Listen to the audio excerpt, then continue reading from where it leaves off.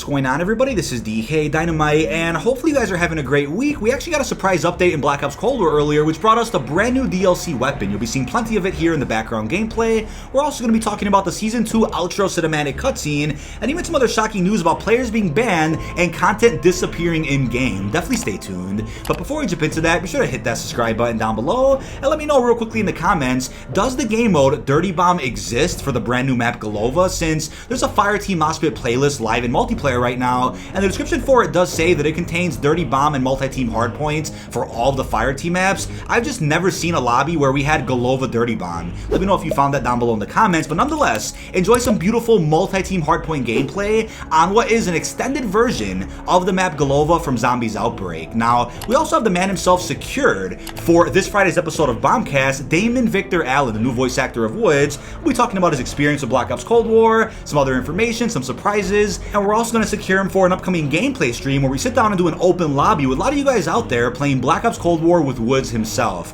Very excited about that. But now when it comes to the brand new DLC weapon, we have the ZRG 20mm sniper rifle, which I thought was going to go live tomorrow with the other promised content. We have a big update dropping tomorrow, but it went live today instead, so I'm not complaining about that. But what's funny about the sniper in particular is that if you were on PC about a week ago, when Season 2 Reloaded ended up releasing, you were already able to use the sniper on PC if you just data mined it, put it into your loadouts. People weren't getting banned for using it early, which to me was funny. But if you had an Activision account on PC also linked to a PlayStation or an Xbox, you're able to also use the sniper on any platform that you wanted, as long as you were originally on PC getting the sniper early. So that was that. But now as of today, it's officially released, and to unlock it for free, you have to get 2 long shot medals in a single game 10 different times, which could take a little while. So if you don't want to do that, you can also buy it through the bundle known as the Jackpot Sniper. It costs 1,200 COD points and only comes with 4 different items. We have the Big Shot Sniper variant, we have the $1 Million Charm, the Big Spender emblem, which is animated, as well as the Full House sticker. So a bit of a cost-effective bundle if you plan on using this sniper straight away. But if you want to unlock attachments for this thing, you of course have to unlock the base version of the sniper itself. I don't plan on using it too much, but it was fun to mess around with here in a game of Golova hardpoint. And the problem with the ZRG is that it is the slowest sniper in Black Ops Cold War. However, it does have a real mean shot if you hit above the waist. I mean, most snipers are great when you hit above the waist, but it has a real slow ADS, slow movement speed when you walk around with this thing. Isn't the next Tundra or Pellington? It's not going to beat those snipers, so don't expect some crazy quick scoping montages with this thing from anybody's channels. Maybe if you're Pamaz, sure, but the actual ZRG itself is pretty deadly if you like some slow-paced gameplay. Reminds me of the Dragunov from previous Black Ops iterations. And the thing itself does take out kill streaks fairly quickly, so you'll see me take out a helicopter in like 2-3 shots, takes out UAVs in a good 3 shots, I think tanks in 3 to 4 as well. So this thing definitely puts in work. It isn't useless, I'll put it that way, but I wouldn't use it on my everyday sniping adventures, as I would put it. I'm not much of a sniper anyway, but if I had to choose, I'll probably run a Tundra, maybe a Pellington. There is a brand new Pellington Mastercraft also released. It looks insane. I mean, the inspect animation for that variant is probably the coolest inspect I've ever seen Treyarch do. I said that before about the Krieg Mastercraft, the Necro King, but that Pellington looks insane. Let me know if you've bought that down below in the comments. So you definitely want extended mags on a ZRG. It doesn't have much ammo, only a good 3 shots. So without attachments, the thing isn't that great, but hey, I would say the more you use it, the more you'll probably get better with it. So give it a shot in bigger game modes like Fireteam, maybe some Warzone. Charlie Intel did report that the sniper itself isn't available in Warzone yet. That'll probably be fixed with tomorrow's updates. We'll just have to wait and see. But aside from the ZRG earlier, we also got some other updates live in Black Ops Cold War. We have a Science Camo fix, RCXD damage increase, Miami Strike out of bounds fixes, zombie stability improvements, Dead Ops Arcade 3 updates, and some Onslaught gameplay updates as well. I have the patch notes also linked down below in the description. Bit of a tongue twister. So yeah, we had a pretty healthy quality of life improvement added to Black Ops Cold War today. But tomorrow, we still have the following content releasing: Gunfight Tournaments, Gunfight Blueprints, the game mode, as well as Gunsmith Customs, allowing you to mix and match different blueprint attachments from the same weapon class. Hopefully that makes sense. And I think we're also going to see the Revis Operator added tomorrow. I thought she was going to drop at the start of Season 2 Reloaded, but they saved her, so not sure why that was, but they could have even dropped her today to do the thumbnail justice, because we have a squeaky clean thumbnail of tonight's video thanks to the man himself, Fajardi. He's been a wonderful co-host on our brand new podcast every single Friday. If you haven't tuned into any of those episodes yet, you can watch it through the playlist on the homepage of my channel. well. Links also in the description. And the podcast is now available on all other audio platforms, including Spotify. All those links are down below. Now, aside from Revis, they didn't release any of the remaining roadmap content straight away at the start of Season 2 Reloaded. Not because it wasn't ready, I would say it's because they want to make sure the next 2 weeks before Season 3 feel fresh with a little bit of content. They don't want to have the next 2 weeks be dead on arrival until the next season, so they split things up a little bit. And I think the way they've done it is fairly healthy. They dropped quite a bit of content with the start of the mid-season updates, and they saved a couple of minor things for this week and of course next week. But don't be surprised if marketing begins as soon as next week for the next roadmap, the next intro cutscene. I'm looking forward to all of that. But real quickly, let's talk about the Season 2 outro cinematic cutscene. If you guys are like, wait, what is that? So as I talked about in a previous video, there were some transcripts released a little bit early for the next Black Ops Cold War cinematic cutscene, which contained Hudson and Wolf having a conversation. And their conversation entailed that the Nova 6 was a bit of a decoy, a bit of a trick by Stitch to throw them off, and that Aller is being sent to Verdansk, so that's where they're going next. That's a perfect setup for the 80s remap of Verdansk that we know is going to happen next season, so that all makes sense storyline-wise, but the transcript wasn't very long. It was a good, couple of lines here and there of an image on screen of exactly what was said, but now the actual audio for that entirety of whatever that cutscene is did release, and if you want to check that out, maybe check the description, but I can't play it on screen for obvious reasons, and it's only a good 45 seconds, which lines up perfectly with the Season 1 outro, which was also less than a minute, so I think it was a week or two before Season 2 began.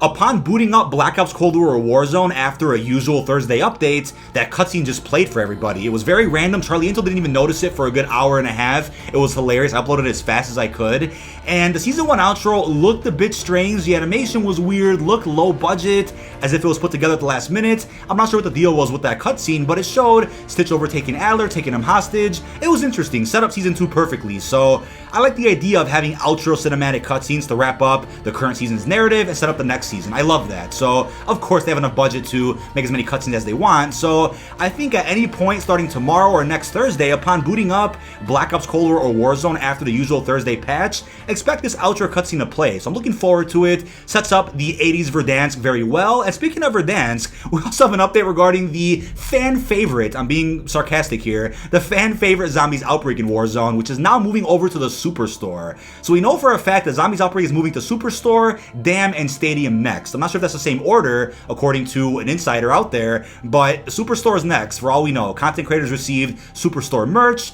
so expect Zombies to be over there soon, but because we're getting close to the end of the season, I'm curious if we're going to start seeing multiple zombie locations at once, where maybe that'll finally explain why we're going to have to get to 99% for the Outbreak and nuke the entirety of the map by the end of the season. We're at 33% right now, so considering the fact we had to get to 99 in a little over a week, this has to move along fairly quickly. And somebody brought up a really good point, which is that if the TV station is the reason why we finally moved to 33%, maybe that's the definition of fake news in the Call of Duty universe, because if the news was telling everybody the Outbreak was contained at 5%, then TV station got hit, now we have the actual number of the Outbreak, which is at 33. So somebody brought that up over on Twitter, thought it was a great point, and it's a bit ironic that the corrupt news media from Verdansk is likely the reason why we had no progress with the Outbreak number. But now when it comes to an update on our good old Ural Mountains Treyarch Warzone, if anybody was still doubting the legitimacy of the minimap that somehow surfaced a couple of days ago, I'll let you know, it was brought to my attention that the original account that posted that image, Leaky Pastimes, has been hit with a copyright claim. So here's proof that Activision is not playing around. That image is real, it's been taken down, so if anybody out there has tweeted out that image or put it in a YouTube video, be aware that Activision is going to hit you with a strike, so be very careful with how you pass around that image. But there you have it, the Ural Mountains definitely was a thing at some point, even if it is scrapped. I certainly believe that either at one point that was being used for Blackout 2, and then they kind of broke the map apart into Fireteam sections, which we'll be seeing in Black Ops Cold War, or maybe that map will still release in the form of a Fireteam Royale mode for Black Ops Cold War multiplayer. Could that be a conflict of interest with Warzone? Maybe, but I definitely don't see all of that work being scrapped. They're going to have to repurpose at least some of it, if not most of it, at some point in the future for upcoming content. I mean, we have an image from the header of that guy's Twitter account showing the completed version of Zoo in Black Ops Cold War. So I'm hoping to see that at some point one day. But now when it comes to content disappearing across Call of Duty, so if you guys were unaware, at a random point last week when Season 2 Reloaded dropped, they ended up releasing new Modern Warfare content, 3 new maps to be exact. We had a Kill House, a fan favorite remake, we had Al Arab, I think that's how you call it, a 6v6 map, and we also have the Drainage gunfight experience. So as of now, only Kill House is available in public playlist, but they removed Al Arab and Drainage from Modern Warfare multiplayer, which has me confused considering they've both been available in-game for almost a week now, and now they decided to take it out. So I'm like, was it a mistake? Did they accidentally go live early? Were they only intending to release Kill House first and the other maps later? I'm not sure what's going on with Modern Warfare, but for anybody out there saying that Modern Warfare got more 6v6 content than Black Ops Cold War this season, just know that those maps were done before Black Ops Cold War even released. They just held on to them for whatever reason. So I'm assuming they're going to spread things out, drop those maps back in maybe next week or even tomorrow. I mean, anything is possible at this point. But if anybody's wondering what's going on with the Soap Operator, I'll take an educated guess and say they're going to pull a move they did last year, which is that when you pre-order the Remastered campaign, you'll get a bit of a bundle bonus that you can use in both Modern Warfare and Warzone. Last year when you pre-ordered Campaign Remastered for Modern Warfare 2, you got access to the classic Ghost skin in the current Modern Warfare and Warzone. So they'll probably pull that off where maybe you pre-order Modern Warfare 3 Campaign Remastered, you get classic Soap as a bonus, and then the newer looking Soap will also drop at the same time. That's my guess at the moment, considering Soap does play a big role in Modern Warfare 3, and spoiler alert, he dies in that campaign. Oh my god! Wow! But don't forget, the new Modern Warfare 2019 is not canon to the original Modern Warfare trilogy. Hopefully that makes sense. So that's probably when they'll also release the 2 upcoming weapons that have been on hold for a little while as well. You're able to use those weapons in, I think, private matches or Spec Ops Survival already, so they'll be added at some point, don't you worry. But last and definitely not least, not only did 15,000 players get banned in Warzone earlier today, and rightfully so for obviously hacking, but unfortunately alongside that, we have at least 80 different cases that I was able to track on Reddit of players on PC playing Black Ops Cold War Zombies getting banned for achieving high rounds. Now, if you're gonna say, wait, no, it was confirmed by Foxhound that that's not the case and it's fake news, I will assure you that a lot of people out there have posted this on Reddit already. At least 80 people have shown the exact error code, SAIL630 nuclear budge. They're getting that for hitting high rounds on PC. So, as a bit of a warning, do not go to high rounds in Zombies today if you're on PC. There's a random issue banning players across the board for doing this. And obviously, if you show proof to Activision that you weren't hacking, show them some footage of what happened, you should get your account back. But why even get in that predicament? Don't even get there to where there's possibly a risk of not getting your account back just for playing the game that you paid for. So don't even risk it. Just hang out today, play some multiplayer, play some Warzone, play something else. Be very careful with Zombies. I'm not sure what's going on, but it's been strange seeing content go live early, then get removed. People are getting banned for playing legit, and then there's hackers out there that are using unreleased content, getting away with it. What is going on? Is it the pandemic? Maybe. I mean, the devs are still working from home regardless of what you think. I think Activision moved out of where they were in California, so I'm not sure where the new offices are going to be located, but it almost looks like they're getting very comfortable working from home. So let's see how many more CODs release under these circumstances. I'm not sure what's going to happen with that. But that is about it. This has been DK Dynamite. Leave all your thoughts down below in the comment section. What are your thoughts on the brand new DLC Sniper? How do you feel about the Season 2 outro cinematic? And what do you think about the shocking news regarding players being banned and content disappearing? Really hope you've enjoyed, and peace out, everyone.